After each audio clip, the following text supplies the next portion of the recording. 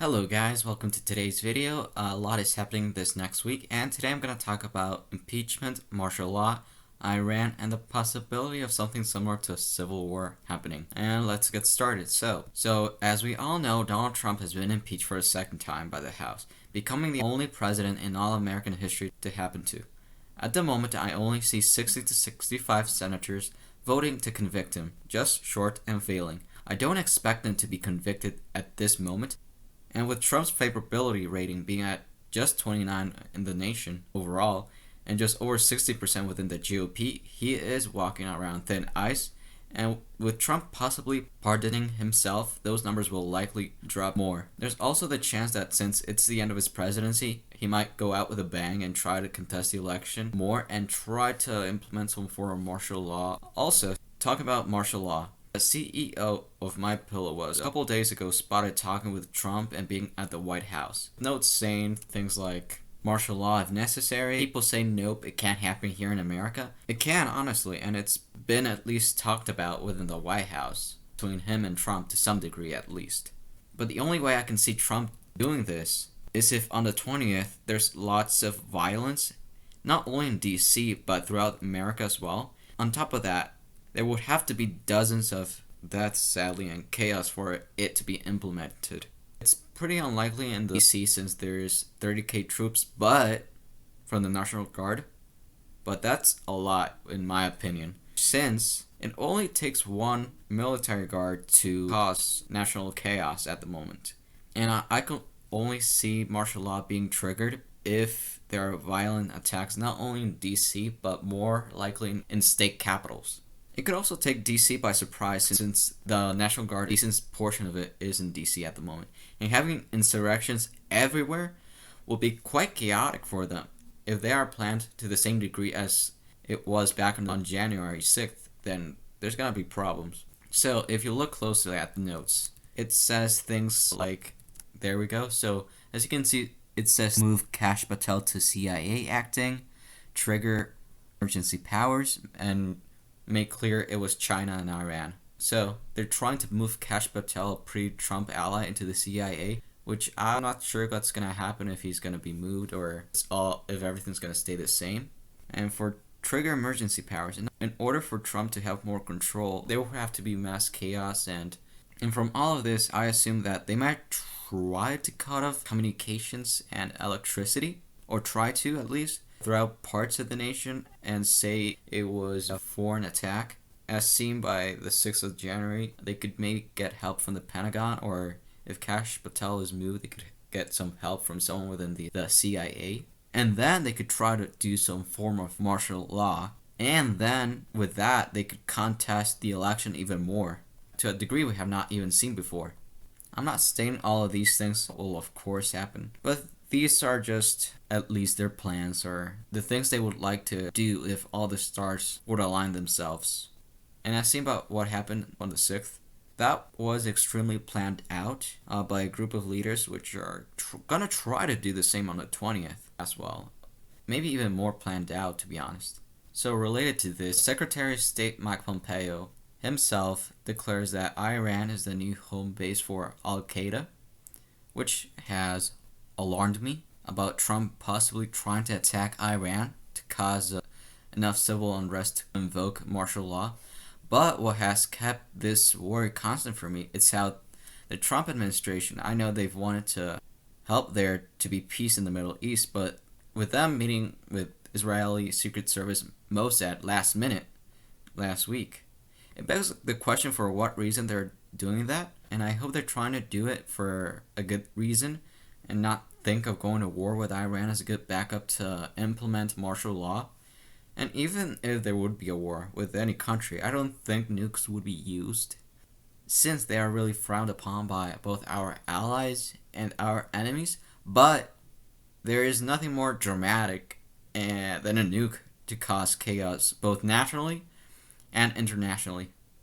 So what other options does Trump have? Trump, to maintain power, he could start a guerrilla warfare. He could try to go to the deep south or a deep red state, and with some help from his allies, he could either declare himself to be president or be like an anti-president, depending on your views, I bring the term anti-pope since an anti-pope is a person who is or was in opposition to the elected pope, and this could happen to some degree in which we have an anti-president or there's two presidents at the same time.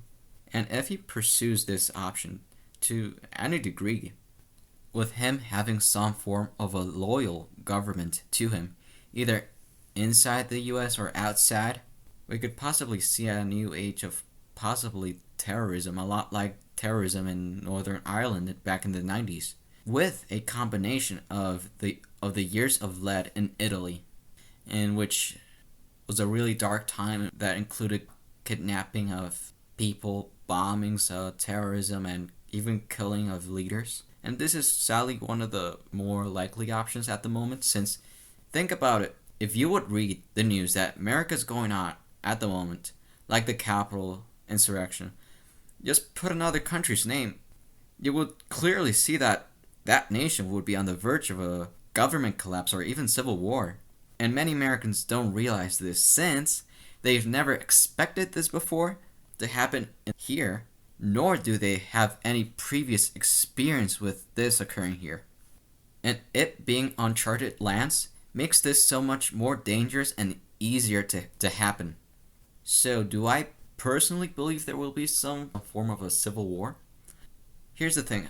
I'd argue it's at most gonna look like a weird bootleg civil war with terrorism threats, which is the most likely option.